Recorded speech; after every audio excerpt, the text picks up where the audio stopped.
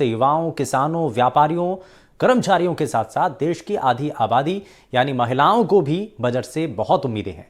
महिलाओं का कहना है कि उन्हें सुरक्षा के साथ साथ हर क्षेत्र में आत्मनिर्भर बनने का मौका मिले। एनडीटीवी राजस्थान के संवाददाता जगदेव सिंह ने महिलाओं से बात की। क्या कहना है महिलाओं का बजट को लेकर, देखिए हमारी खास रिपोर्ट। केंद्र सरकार की ओर से आगामी दिनों में बजट पेश किया जाना है। बजट को लेकर आम आवाम को इस बार काफ़ी उम्मीद है, क्योंकि यह बजट केंद्र सरकार के इन 5 सालों का अंतिम बजट होगा। इसके बाद जो है लोकसभा चुनाव होने हैं। लोकसभा चुनाव होने के चलते जो है देश और प्रदेश और जिले की जनता को इस बार के बजट से काफ़ी उम्मीदें हैं।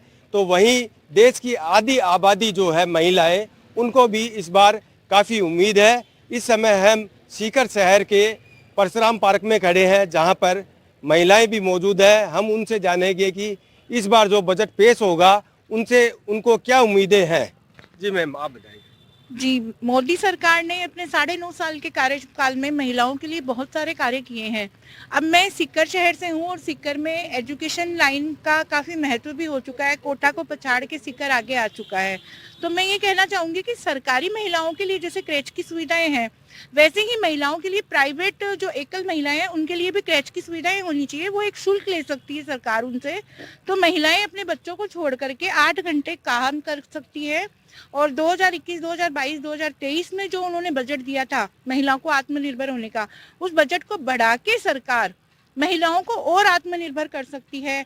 और जो महिलाएं प्रतियोगी परीक्षाएं देने जाती है उनके लिए रात को कन्वेंस की सुविधाएं छोटे शहरों में नहीं है।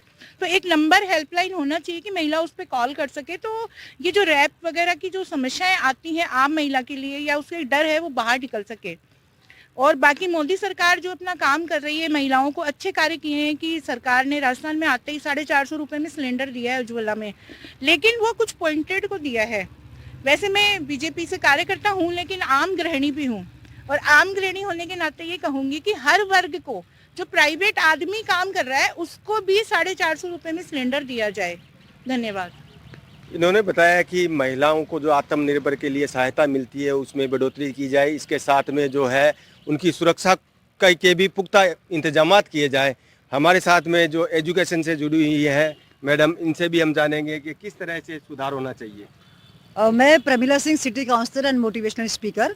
एक्चुअली मेरा इस जॉब में होने के नाते बहुत सारे तबके की महिलाओं के प्रति मेरा बहुत अंदर एक उनके प्रति स्नेह है, वो मेरे सब आदर्श हैं और मेरा उनसे जुड़ाव भी रहा है। तो उस महिलाओं की एक अग्रणी पंक्ति में खड़े होने के नाते मैं इतना कह सकती हूँ कि महिलाओं के लिए मोदी जी आपने बहुत कुछ किया है। अपने सिर्फ 9.5 साल के कार्यकाल में आपने हम सबको वो एक उम्मीदों से हमको बांधा है, न सिर्फ उम्मीदें बल्कि आपने कुछ हमको करके दिखाए कि आज हम सब में, मेरे शहर की महिलाओं में, मेरे सारे राज्य की महिलाओं में, मेरे राष्ट्र की महिलाओं में एक देश प्रेम की भावना, एक उमंग की भावना आज इतने सब ओतप्रोत है कि हमें लगता है अब सब कुछ अच्छा होने जा रहा है और एक सकारात्मक फील हमारे अंदर आ रही है। लेकिन क्योंकि बात बजट की है तो बजट क्योंकि अंतरिम बजट है, लेकिन फिर भी मैं इसमें ये कहना चाहूँगी कि बजट में कुछ सिर्फ 2 बातें मैं एक महिला होने के नाते और एक काउंसलर होने के नाते मैं अपनी बोलना चाहूँगी।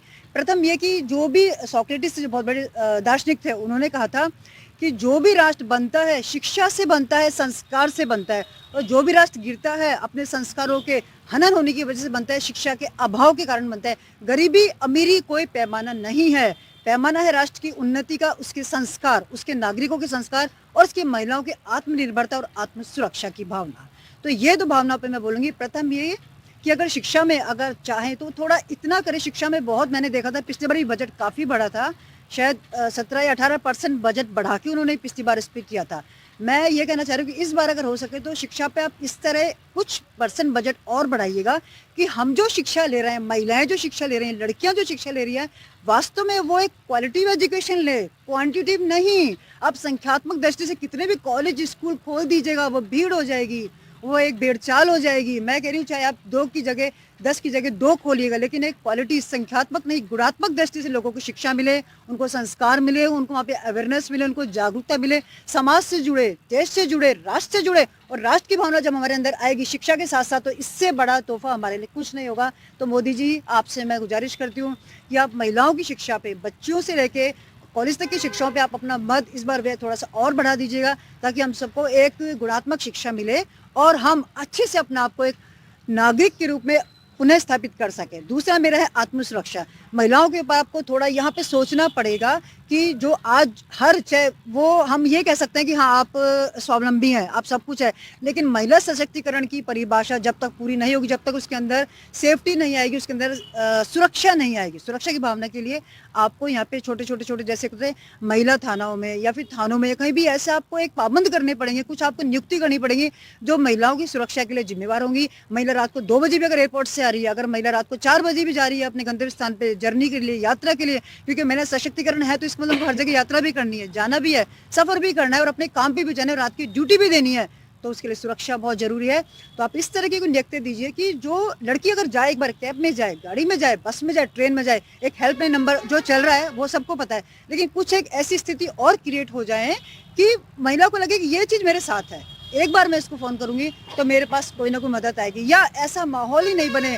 अगर महिला थानों में कई महिलाओं को ऐसी नियुक्ति दो कि साधारण वेश में, मतलब उनकी खुद की कॉस्ट्यूम में नहीं, सिर्फ एक अपनी सिविल ड्रेस में नहीं बल्कि एक आम उसमें ड्रेस में ऐसी नियुक्ति देके ऐसे मैं कह रही परिपाटी स्थापित कर दिएगा। आप चाहे कितने इस पर खर्च करना पड़े कि हर महिला को लगे कि आज मेरे आसपास कोई है, और अगर कुछ होता है तो उस पर कॉल करेंगे और उसको सुरक्षा मिले। तो मैं मानती हूँ मेरे देश की महिलाओं के लिए बहुत अच्छा सौभाग्य होगा। हम सशक्तिकरण भी ले रहे हैं, हम शिक्षित भी हो रहे हैं, हम संस्कार भी हो रहे हैं और हम सुरक्षित भी हैं। ये मेरे पर्सनल व्यूज है। धन्यवाद। आप सामाजिक कार्यकर्ता भी जानी जाती हैं, तो निम्न तबके की जो महिलाएं हैं स्किल डेवलपमेंट को लेकर के आपका क्या है, कुछ उम्मीदें हैं किस तरह की? बहुत अच्छा पूछा। इसके लिए बहुत सारी योजनाएं मोदी जी की सरकार में ऑलरेडी चल रही हैं, ठीक है ना, जैसे सखी योजना, परियोजना, इस तरह का उनका स्वावलंबन का चल रहा है, हैंडीक्राफ्ट में चल रहा है, खादी में चल रहा है, बहुत सारा।